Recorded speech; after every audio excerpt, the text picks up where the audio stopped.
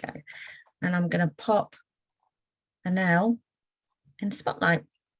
Good evening, everybody, and I hope everybody's got a cup of tea or something to drink. And thank you again, Emma. It's always lovely to join you. As Emma said, I'm an occupational therapist. I'm local, and I'm very excited. We've just become very local to Hampshire, as we've now got a little base in Greyshot, and then we also work in Camberley. But it's a really great privilege for me to be here with you tonight and to talk about autism and motor skills. And I think that there's so much of a connection there, but it's not one that's often spoken about. I think we all know about autism and sensory issues, and we all know about autism and communication difficulties and speech difficulties. But when it comes to motor skills, it's a little bit more discreet, and I think it'll be good really to unpack it. So the way that we're going to do it is I'm going to take you through all of the things that an occupational therapist will look at. So it's going to be very much the what is motor skills. When we talk about motor skills, we're going to talk a little bit about how does it impact on daily life and why it's important, specifically looking at our young people and children with autism. And then you will see that the handouts that I sent out in advance, so I hope you've got a copy of that.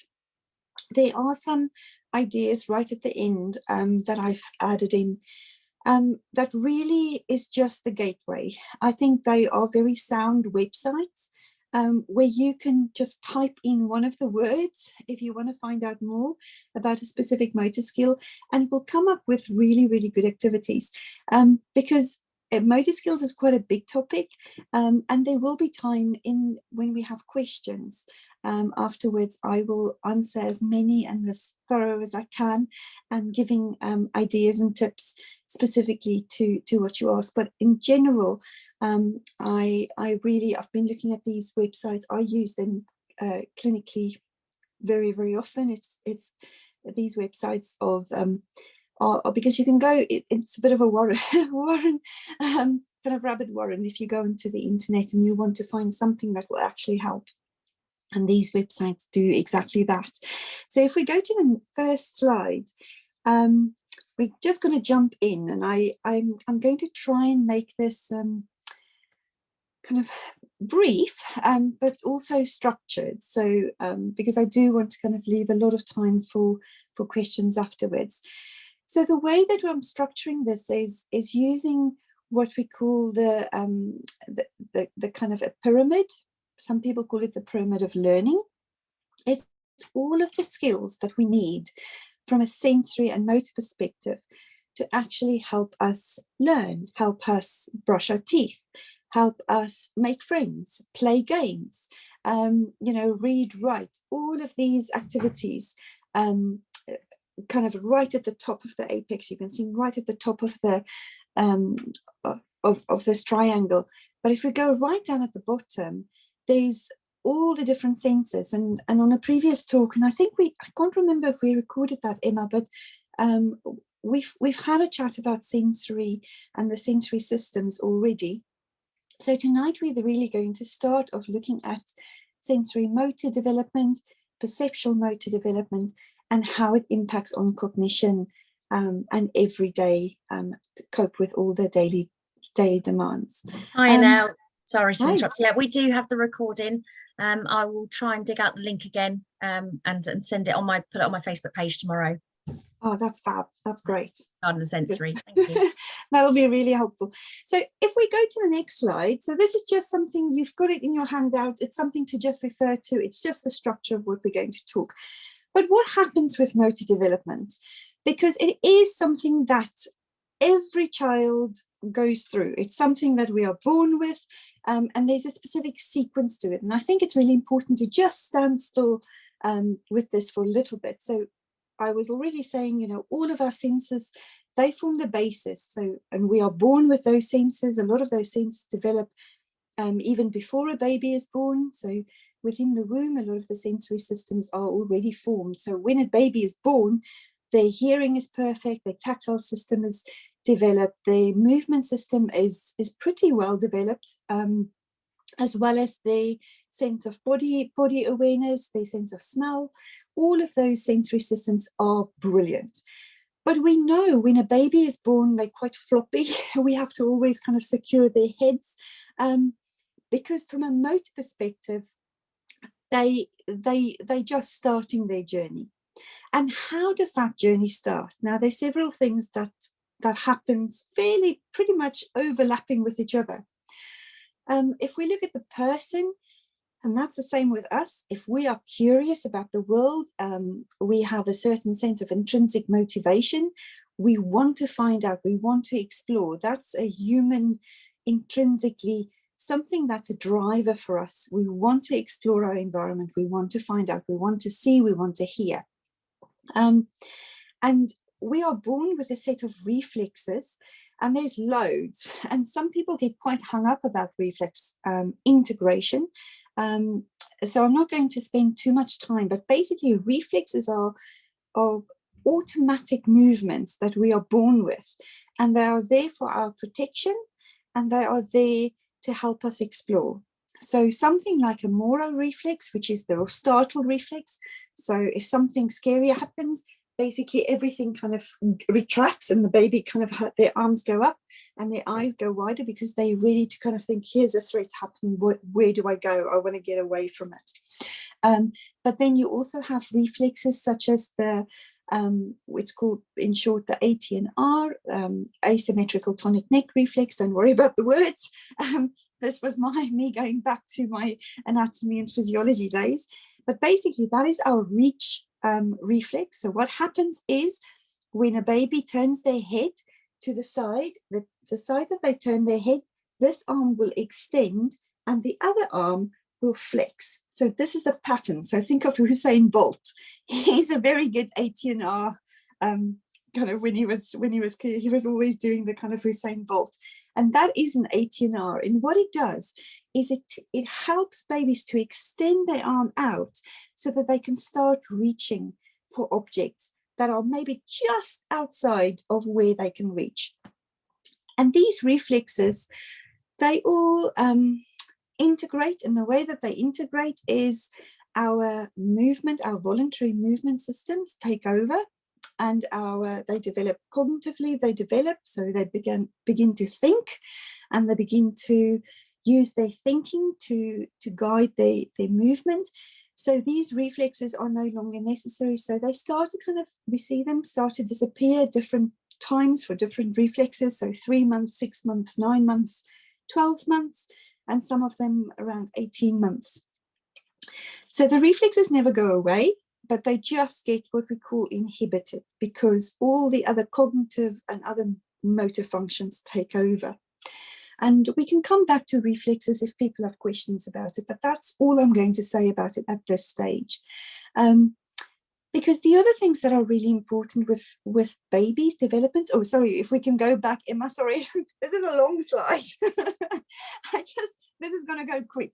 I wanted to kind of just dig a little bit deeper into reflexes, but how does, I've already said that kind of movement and motor development, it happens in a specific pattern. So the first thing, it happens from head to toe.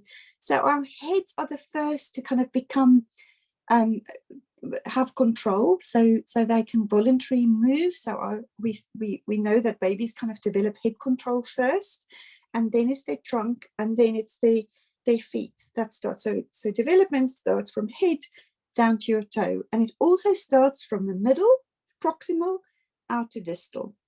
So the first things that develops your head, your neck, your trunk, babies start to kind of push themselves up, and then once they can start themselves up, they start to roll. We can see all of those developments happening. So there are loads of there's a brilliant Netflix kind of series called Babies. There's so much information about what we call normal development that you can follow. I didn't feel that we needed to kind of stand still at that for too much, but I think important to remember head to toe, from proximal to distal. That's how development happens. And then we also have that babies develop symmetric first, so both sides of the body happens first. So if you imagine a baby lying on their back, they will often bring both hands in at the same time. They'll bring both feet up and down. And that's the first movement control movement that develops. And then only after that, you then starting to get where one hand can do something else while the other hand is kind of still upright. And we start to kind of see the beginnings of bilateral control. We'll talk about that a little bit. And then the other thing that happens with motor development, so imagine now if a baby wasn't able to screen what is happening around them, and they weren't able to just focus on one thing.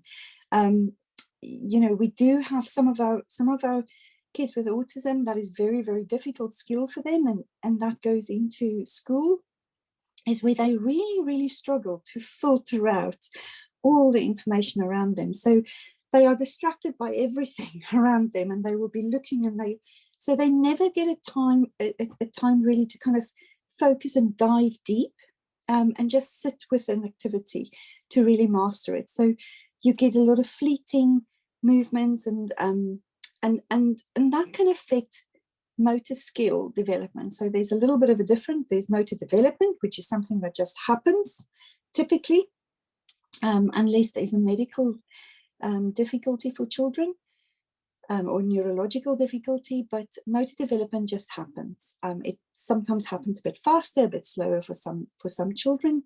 But when you're struggling to filter out information, your ability to become really skilled and precise and accurate with movement either takes very, very long, or sometimes it doesn't really happen at all without some help. So if we look at the next slide, we're just going to kind of stand there for a little bit. So this is just, I'm not going to read through this, but I just wanted to give you a little idea of how it happens. There's a specific sequence to it, and there's a specific pattern that happens in terms of motor development. And what we know about children with autism, there's a term called, it used to be called dyspraxia. It's now called developmental coordination disorder. So there are certain criteria that needs to be met for children to be diagnosed with with something like developmental coordination disorder.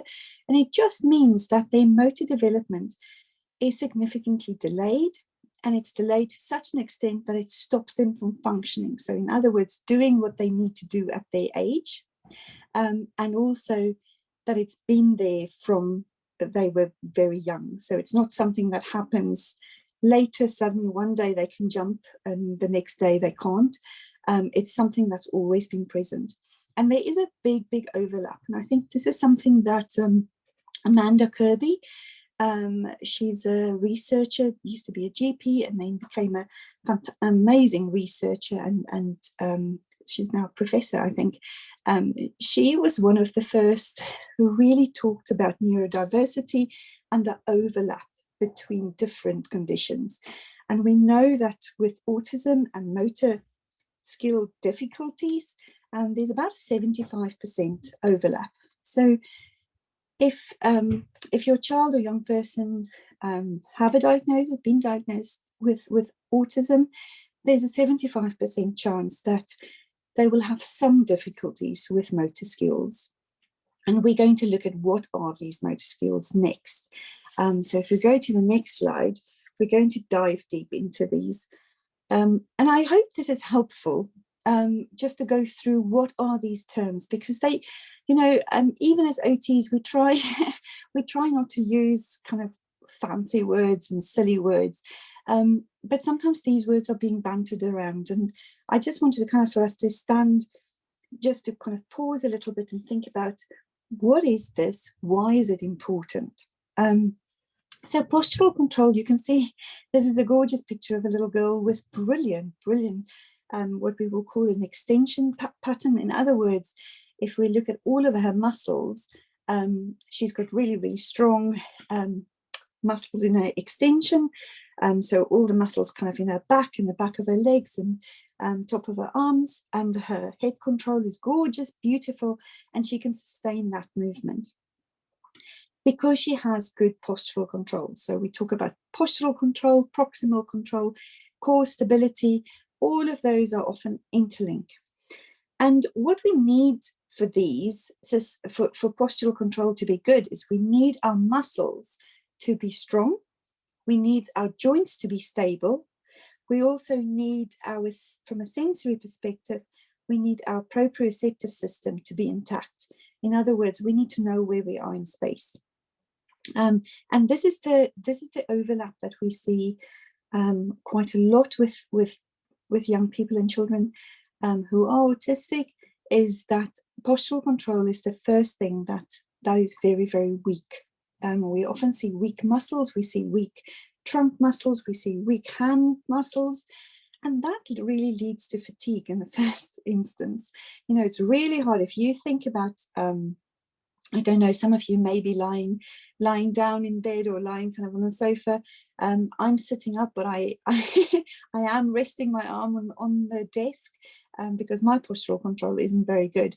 But if I had to sit upright for 30 minutes, it's really difficult. And if you think about our muscles being static, staying in one place, that is much, much harder than when we move around. And this is where postural control comes into the classroom for kids who fidget, kids who really struggle to sit still. So the one thing I want to just bring out here is often, thank goodness, not as much now, but it's, you still see it, and I sometimes think that I still see it too often. Often, sometimes even therapists will do that, is when a child is fidgety in their chair, they think, we're going to give them a move and sit cushion, one of these kind of inflatable rubber cushions to sit on. Or, let's get them a ball to sit on. That'll be great. That'll give them the movement that they're seeking. And all I'm saying is I think we need to be very careful, because some kids, they're not actually seeking the movement. It's just they haven't got the postural control or the core strength to sit upright, hold that position for a long time. In other words, when their muscles are tightened and contracted for long periods of time, they can't maintain that. So they need to move around to give their muscles a break. And the last thing they need is to sit on something wobbly. So they need structure, they need sturdiness. And so they need more support rather than less support.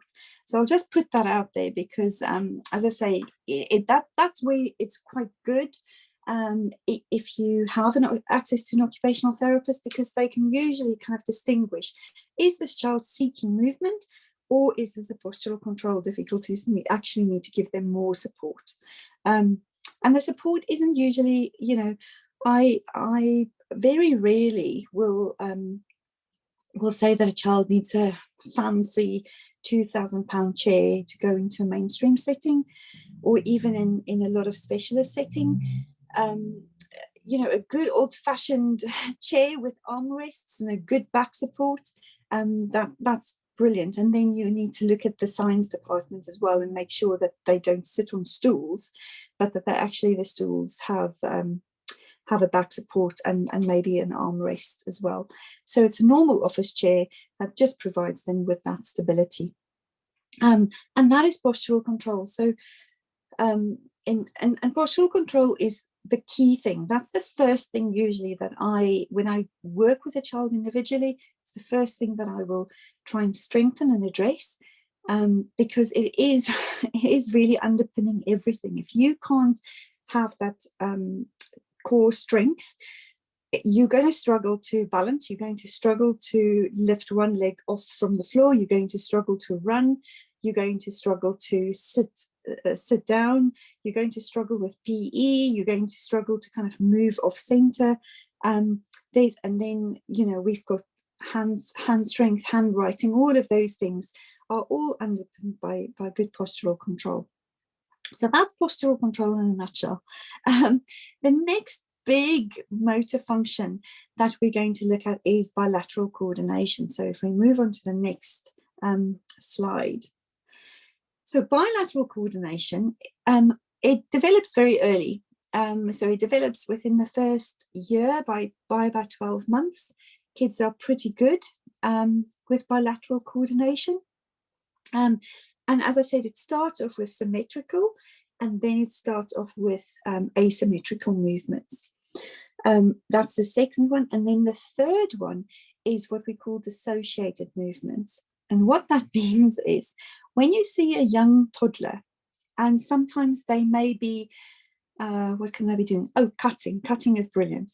So when they use their scissors and they cut along, kind of even just along a little line, their mouths will often go with the scissors. So we'll go. And it's just because it's a maturation thing. It's just because their nervous system is not mature enough that they can keep their mouth closed, but their one hand can operate scissors, because it's quite a skill that they need to do. So especially with skilled accuracy, precision type tasks, you will often see what we call associated movements. And that tell us something about the nervous system, that the nervous system is still maturing. It's not, there may be a slight delay, that the nervous system hasn't quite fully developed yet. Or you will see that they will use the scissors in one hand, and this hand will kind of mirror what the other hand is doing. So for them to hold onto a piece of paper and cut can be really difficult, because that means this hand needs to be steady and this hand needs to move. And you can see there's so many activities that are impacted by our bilateral coordination skills. Underpinning bilateral coordination is a really good vestibular system. That's the movement system that's kind of located in our ears. And there's a good reason why we've got two ears on both sides of the body, because that's very much to do with bilateral coordination. And it's bilateral coordination, really, if you think about the brain, we've got two halves of the brain. And bilateral coordination means that this middle bit of the brain, called the corpus callosum, that's like a highway. And the message is coming in from this side of the brain, which controls this hand, and this side of the body that controls this hand. They need to speak to each other. They need to coordinate what they're doing, and they need to decide who's the boss and who's going to be the helper. So there's a lot of cognitive activity that happens in the brain with bilateral coordination. So that's why it's something that starts to develop. It's not there from birth, so it starts to develop like maybe 3 months. Maybe a bit earlier, but it doesn't mature until quite a bit later. So we see that's why toddlers, we that's one of the bugbears of OTs, where we say, kids are at 4 years, a child's motor system isn't ready to learn how to write. It's because their bilateral coordination system and a lot of other motor systems are just not yet ready. And we see, especially with children with autism, that from a bilateral coordination, it's really, really tricky for them. And especially when they have what we call retained reflexes. So, I spoke about reflexes right in the beginning, but there's particularly this Usain Bolt one, that can really cause havoc with bilateral coordination. And I'll give you a real example of my son, bless him. He's often brought into conversation, but he really has this very strong ATNR, this kind of Usain Bolt reflex, and one of the ways that I can still see it is when he has to swim.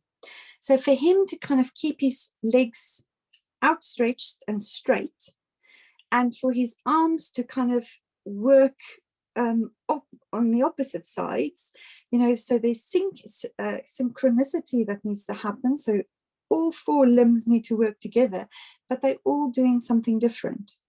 And they're all working not unilaterally, but kind of cross-laterally. So right arm, left leg, kind of that marching kind of activity. And he just cannot do it.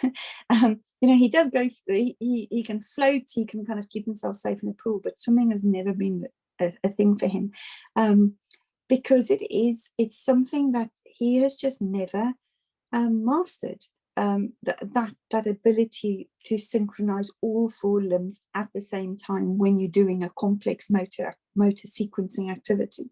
So bilateral coordination, think about opening packets, think about cutting, think about kind of, we've got buttoning there, tying hair, trying to kind of tie your hair yourself. If you're a little girl and you want to kind of learn how to do your own hair, even combing your hair when you're a boy, the many boys do that.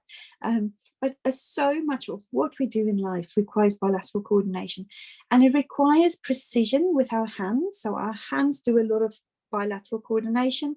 And then when we enter school, there's all the PE and the games. If you think about kicking, if you think about, well, any sport really requires bilateral coordination. Tennis, that brings tools in, so it just becomes more and more and more complex.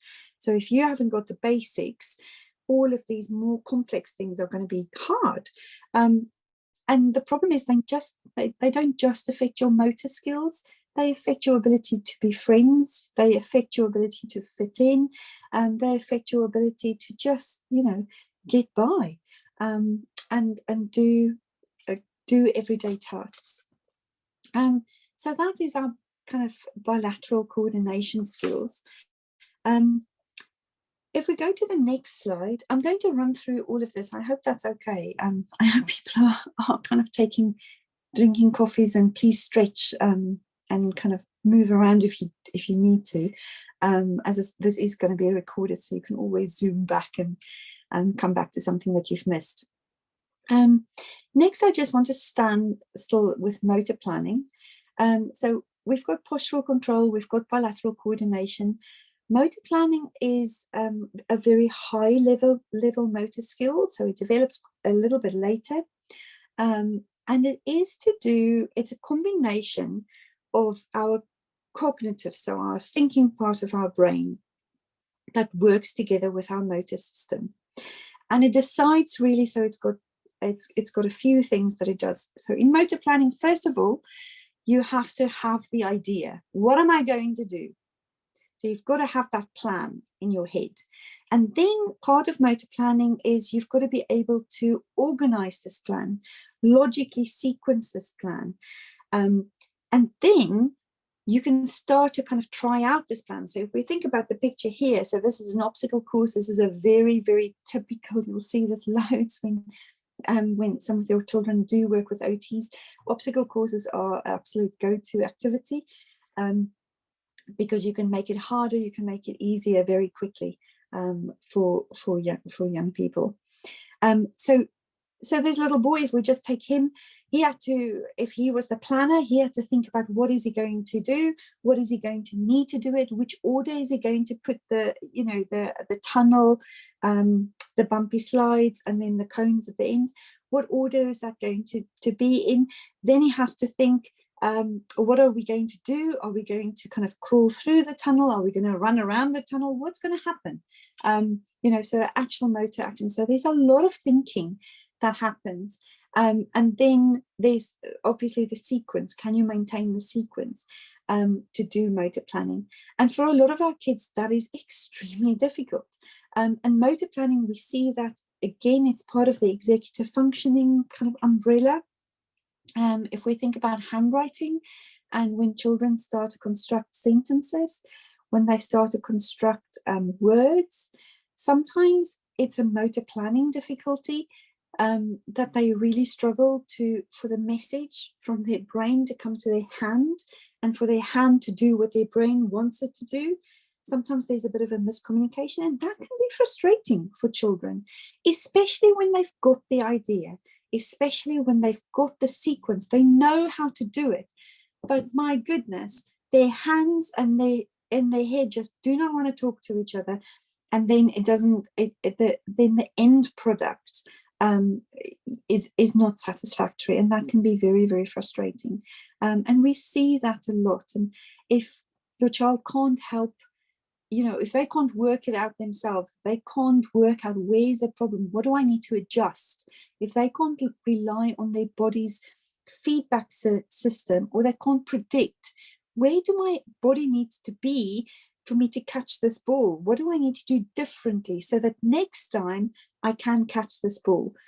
If that process is too difficult for them, then it is their motor planning that's going to be hard, and that really, really impacts on kids. So that is motor planning in a nutshell again. And we're going to just have a quick look at a body scheme. So body scheme, the picture that I have here is really to do with the proprioceptive system. So our body scheme is really our understanding of where we are in relation to ourselves, where we are in relation to the space around us, kind of the objects around us, other people around us. It's also that kind of judgment of if I am still and another person is moving, what do I need to do differently? Do I need to just stay in this one place?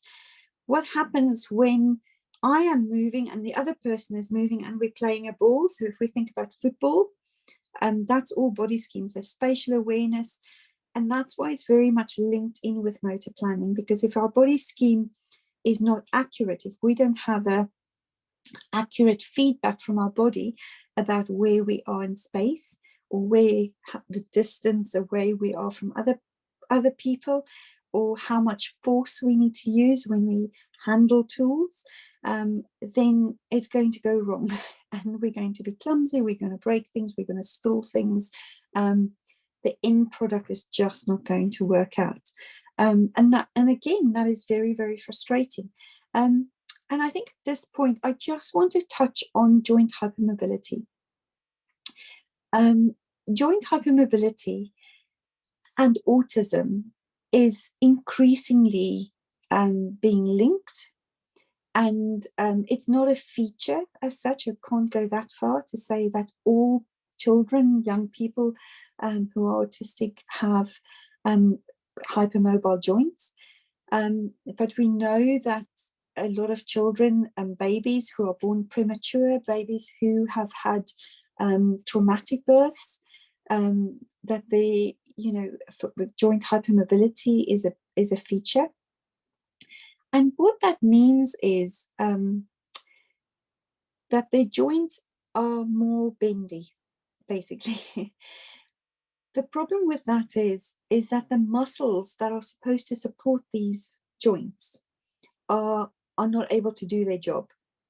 So the muscles, the joints will always overstretch. And what the body is trying to do is it will always crave to kind of look at, what's the word? The body will kind of try and pull that back together so that there is, so that the joints are stable. And what that means is you will get rigidity in the body, or you will get a lot of stress. So what we see sometimes is children will hold themselves quite tight. They will move in a block, so they won't move fluently. So when they roll, they'll roll like a log. There's not that natural sequence of movement that happens, because all their body wants to do is to keep them together and to keep them as a unit. Because if they don't, there is a risk that they can go off and they can dislocate, or that, in extreme circumstances, they can dislocate their joints and they can get hurt. But joint hypermobility is something that we are increasingly seeing. And the one thing that I really want to kind of say to you as parents is this is where physiotherapy input is absolutely invaluable.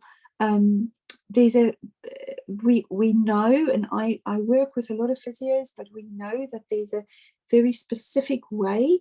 It takes about 6 months, where we can really, if a physiotherapist can work intensively with a child, we can get their muscles to a point where they can support their joints adequately. So it means that the joint hypermobility is no longer an issue. The problem with joint hypermobility is if we go right back to postural control, it really impacts on postural control, it impacts on body scheme, it impacts on motor planning, it impacts on bilateral coordination. So when our joints aren't steady, it really has a significant impact. And the first thing that physios will do is they do an assessment to see how hypermobile a child is. Is this a disorder, or is this just slight hypermobility? And they use something called the Beighton score. So it's Beighton. So that the assessment takes, I don't know, 5-7 minutes. It's very, very quick, where they basically look at all of the joints and they measure it.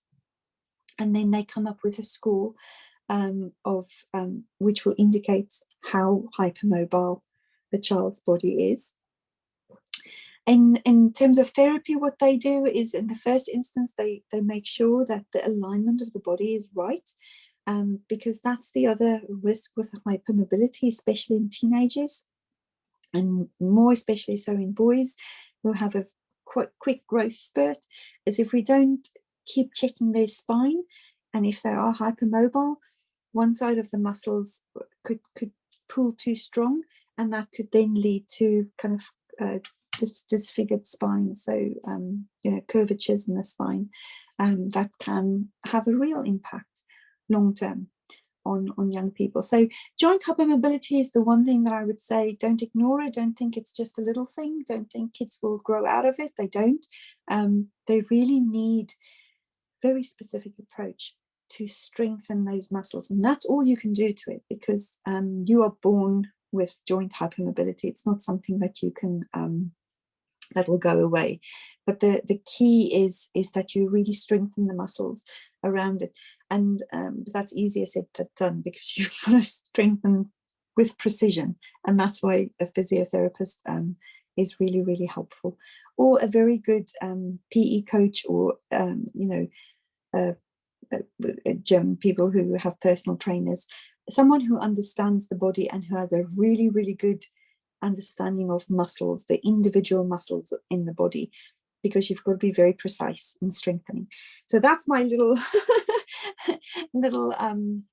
kind of soapbox about hypermobility, but it is something that I think we need to kind of take note of a little bit more. Right, if we go to the next slide, we're going to kind of focus a little bit more on fine motor development. So what we've done now is I've just tried to kind of look at overall, what are the big areas, the arching areas of motor development, and we're just going to zone into fine motor development, and then we're going to look at gross motor development, and then I'm going to open up the floor and we can take questions. So we've got another, I'd say, 20 minutes. I'm not going to keep talking longer than that. I'd like you to kind of speak. Again, I'm not going to kind of read through all of this. This is just a little guide of where kids are in terms of their fine motor development. And the key to fine motor development, and the same with gross motor development, is within the first year of life with motor development, 18 months roughly, where you go from a helpless baby. By 18 months, they're usually up and walking. With fine motor development, that baby whose hands are just, they'll just grasp your fingers, they've got the gross grasp. By a year, they can pincer grasp. So it happens really rapidly, the actual kind of development of motor. And then it's all about refining. So then it is about tool use. As humans, we are expert tool users. And it's about what we can do with our fingers after that. And that process takes about another 7 years. So that's one of the things that we say by the age of 4, a child's hands. And if you look at, there's a really, really interesting some people have taken x-rays of a child's hand when they are 4 and when they are 7. And at 4, you can see that the joints and the actual bones are not yet fully developed. So, at 4 years, we expect kids to be able to grasp a pencil, to hold it, and to kind of make very intricate shapes with it, to start to write. And they're not ready for it, basically, short and simple. By the age of 7, our hands are fully developed anatomically, physiologically, and it's much quicker then. So if we were able to wait a little bit, handwriting won't be such an issue, I think. But that's another soapbox, so I'm not going to get off that one. So if we go to the next slide, we're going to zone in a little bit. I thought it's important that we talk about eye-hand coordination, and about the eyes specifically a little bit, so ocular motor control and then fine motor precision, because I think it's really important that we just think about these terminologies. So eye-hand coordination is exactly what it says. We look at something, our eyes see something, it sends the message to the brain then decides the hand needs to do something with it. It sends the message to the brain based on what the eye has seen, and then the eye and the hand work in an intricate dance together. So the eyes guide the hand on what they need to do, but sometimes the messages get messed up, or they don't get through, or there's a delay, or there's so many reasons. And then eye-hand coordination is really, really tricky. So eye-hand coordination are all those very fiddly things that we see. So when we learn to fold, when we learn to draw, when we learn to kind of do the little mazes, so a lot of drawing activities, cutting things out smoothly and accurately, playing with clay, making things just enough pressure. So all of these things are eye-hand coordination activities, and then in kind of from a fine motor precision. And then obviously there's gross motor as well, if we think about sports, tennis, when you hold something, especially when you hold something in your hands, you require very precise eye-hand coordination. So for things like hockey or lacrosse or netball, kind of those kind of tennis, especially anything with kind of where you have to hold a utensil and do something with it smoothly, quickly, and accurately, requires eye-hand coordination. Ocular motor control is to do with the muscles. So everything to do with motor development is to do with our muscles, our joints, and how our brain helps us to kind of use that to perform everyday activities. And the muscles in our eyes, they have to work together. And when they can work together and they can kind of smoothly track an object horizontally, they can track an object smoothly up and down, they can find things, so your eyes can find things at different places. So, but the best thing for our eyes is working together as a team. So it's really hard when one eye doesn't work as a team. It makes things blurry. So it makes it harder to read and to write. So if you think about eye teaming skills, learning to look from the left to the right, and then quickly scanning objects, you really need good ocular motor control. There are a lot of the high street optometrists now will carry out an additional assessment. So they won't just look at whether you can see, but they will also look at ocular motor control. But you do need to ask for it. It doesn't cost any more, but I know kind of locally where I am, I think all 3 optometrists can offer that now. And I think it's really important. It's really, really good, because with the muscles in the eyes, we can train them. So you can put your eyes through an exercise program to improve that ocular motor control. It's boring, but it is something that you can do under the guidance of an optician. Fine motor precision. This is where our hands work on their own or where they work bilaterally. And I think this picture here is quite a good one about looking at precision. So sometimes it's about, using, so we have different grasps develop. The grasp that we want to end up with is either a tripod, which means 3 fingers can kind of hold with precision. And then it is the force that we use. So if you have to turn a key, or if you have to turn a bolt, what is that you just need just the right force to turn that. And if you use too much force or too little force, the activity is not going to happen, so the output is not going to be there. So again, eye-hand coordination, I would say it's essential in when children start school, especially in infants. This is a skill that rapidly develops. And if you haven't got that development happening in a typical way, then so much of school becomes hard. And there is, as you can see, the further we go through the talk, the more systems are involved, you know. So I'm talking about bilateral here. You have to be able to posturally be really strong, so that you can kind of be so that your hands have the freedom to move, and that your hands have the freedom to be precise, because you haven't got good shoulder control. Your hands distally can't control that movement. So if you're all floppy, you can just imagine that that's going to affect your fine motor precision skills. Then on the next slide, I've added in manual dexterity, because I wanted us to kind of make a distinction between the two. This is a question I often get from parents, is they will say, but he's brilliant building with Lego, why can't he write?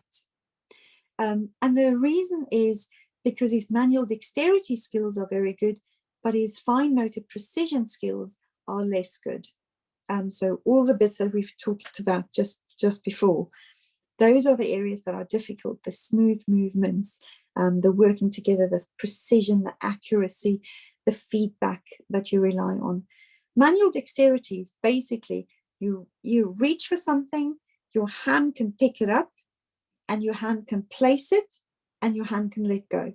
That is manual dexterity. So if you think about Lego, you reach for the Lego block, you pick it up, you put it where you want it, you push it down, and you let go. And then there's another one. So it's very, very much more kind of individual, and there's not the smoothness of movement that you have with drawing, cutting, folding, all of those activities that's needed. So that's why we talk about, you know, money as well. When you kind of count out money, it's one coin at a time that you have to count, and that is manual dexterity. So the typical pattern that we see is that manual dexterity is often average or above average, especially with our kids who have an autism diagnosis. And it's often because with manual dexterity, I think it's this is just my hypothesis, their visual perceptual skills are often highly advanced. So visually, they're extremely strong. So they can see patterns. You know, if we look at this little boy where he's constructing a kind of a little car, they can see. They don't need to kind of look at the manual. They can just see the pieces and they can put them together. They know exactly how this is going to work. The little boy where he's placing those kind of bubble pieces together in a puzzle, visually strong. He can see it, he can pick it up, he can place it. It's one brick at a time. So there's not this confusion about smoothness, about kind of doing something ongoing, about being very precise, but there's less of an end. So I think sometimes with children who are autistic, they like something that has a definite beginning and a definite end, and then they move on to the next one. It's a definite beginning and a definite end. They pick up, they place, they push, and they let go, and they pick up, they place, they push, and they let go. So that pattern is a repeated pattern. That's much easier for them. So often we see that their manual dexterity skills are very, very good, but their fine motor precision skills, the skills they need to eventually write and draw, and they're not interested in it anyway, is very, very low. So there's often a very big discrepancy between the two. Let's go on to the next one. We've got 8 minutes left, and I'm going to go quick. I think I'm going to finish before I thought I was, but let's see how we go. I just wanted to put this slide in. I love this. This is from City of York Children's Centres. I'm not going to go through it, you can read through it yourself, but it really, really explains the complexity involved in handwriting. And it explains the building blocks at the bottom is very physical. It's all the muscles that we need, the grasps, the posture, and it brings everything just together. I really like the slide in trying to explain where things are, and for handwriting and all the things that's really important before we can really write a simple 3-letter word on our own. Handwriting, I think, is a massive big topic. I'm not going to focus on that too much tonight. I'm happy to take a question or so if people want to ask a question, but I'm not going to talk about handwriting itself because it's just a massive topic, and we can spend a week about it. If we go to the next slide, then we're going to talk about gross motor skills. So we understand development now. Let's look at the skills that's involved. And this is another thing that OTs, we assess the kids about their balance skills. And there's a few reasons for that. Balance, again, it's a complex motor skill that develops a lot later. We need to have good postural control. We need to have a really good vestibular sense. So we need to kind of know if we're up or down. We need to have good hip stability. We need to have a kind of good vision. We need to have a good sense of touch, and we need to have a good sense of proprioception. And then we can start to think about balancing. So the first thing, and the reason why balance is important, if you think about kicking a ball, just momentarily lift your foot from the floor. If we think about dressing skills, if I have to kind of just lift my foot to push my foot into a shoe, for some kids, even that very, very brief moment of lifting their foot up from the floor is extremely difficult, and they cannot do that. So it affects everything that we do. Walking along a pavement and uneven ground, our balance can be really affected. So it's not just about being able to stand on one leg or being able to walk along a line. And that's the way that we assess it. But there's a lot more around balance. And if we have poor balance skills, and this is something, again, that I think is a big factor for a lot of our kids with autism, it impacts on our sense of gravity, our sense of feeling secure in the world. So if we've got a poor balance sense, we tend to kind of be more anxious. There's a very, very high correlation between poor balance and anxiety. And there's also a very interesting relationship between when we are feeling stressed in our lives, our balance skills, our ability to balance seems to reduce momentarily, but it does. So the more stressed we are, the least our balance, the less able we are to balance.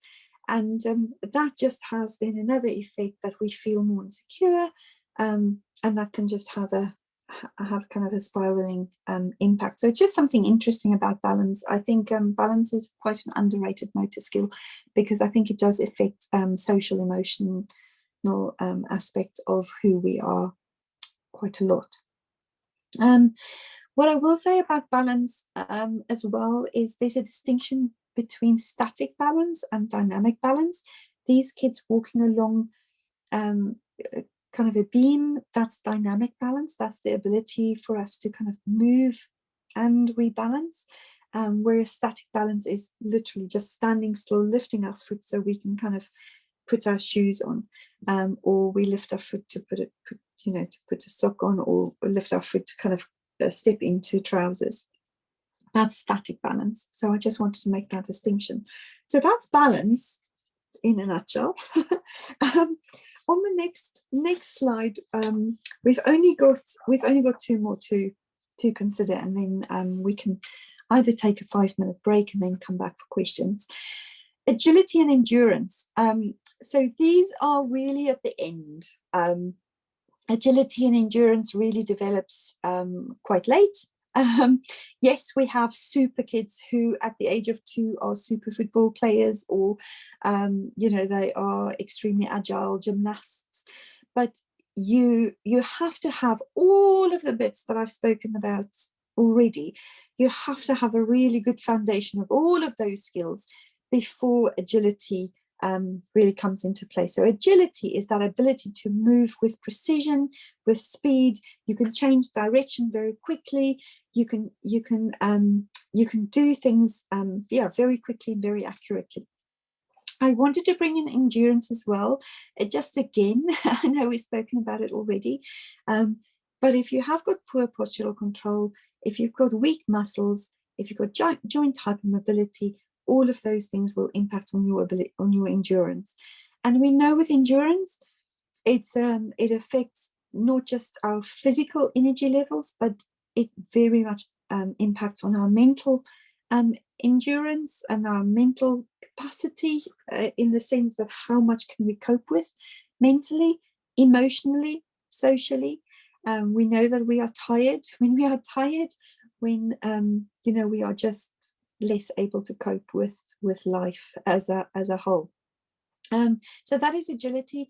It is something that OTs will assess, because it's important. It's important for kids.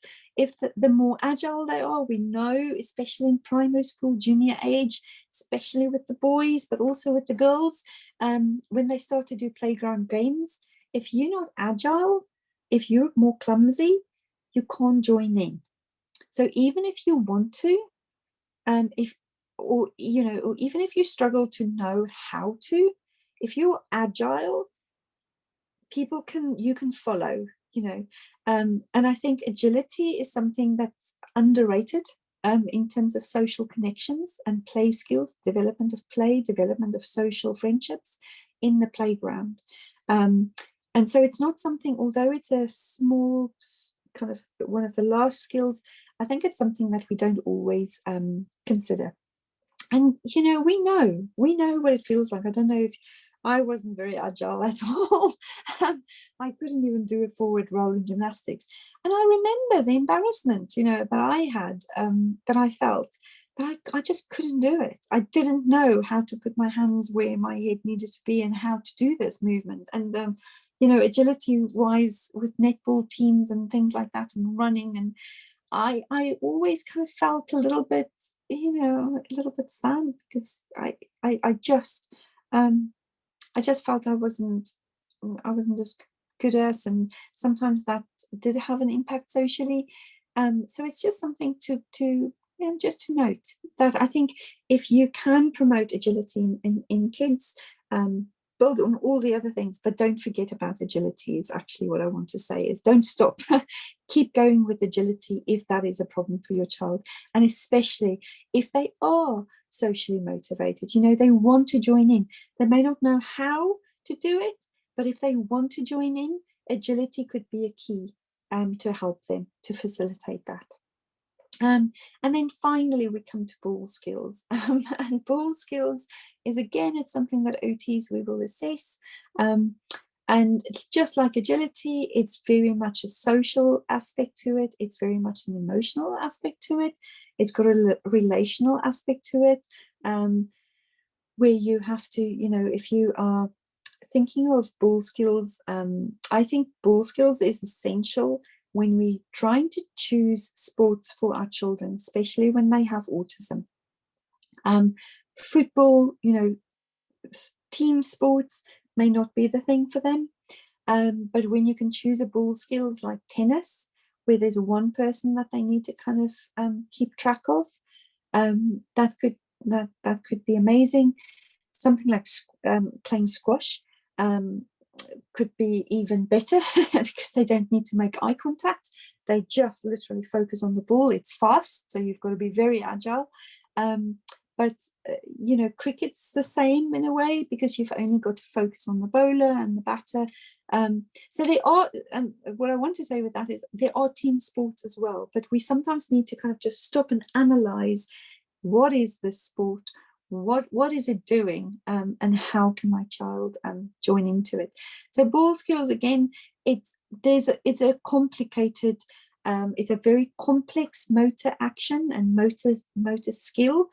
It relies on everything: our visual skills, our ability to judge space, to judge distance, body awareness, where do I put my body, how do I adjust my body, can I very quickly, the feed forward mechanism is it's a mechanism in our brain that's kind of complex.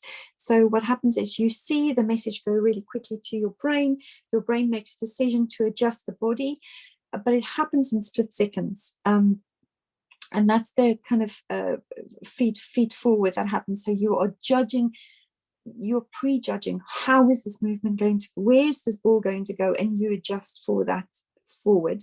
Obviously you get your feedback mechanism in the brain as well. Okay, so I didn't catch the ball this first time, so how is my body going to adjust? And it's an automatic reaction in the brain that happens.